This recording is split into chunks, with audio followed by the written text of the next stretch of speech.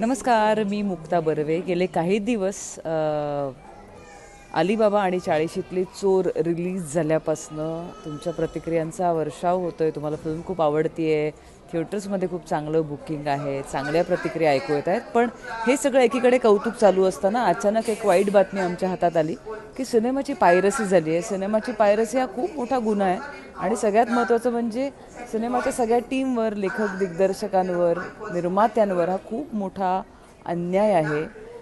मी प्रेक्षकांना आवर्जून मराठी सिनेमावर, नाटकांवर प्रेम करणाऱ्या सगळ्या प्रेक्षकांना मनापासून आवाहन करते की या पायरसीला आपण कुठेही बळी पडायला नको आहे. सिनेमा हा थिएटरमध्ये बघण्यासाठी बनवलेला आहे आणि तो तुम्ही थिएटरमध्ये जाऊनच बघा.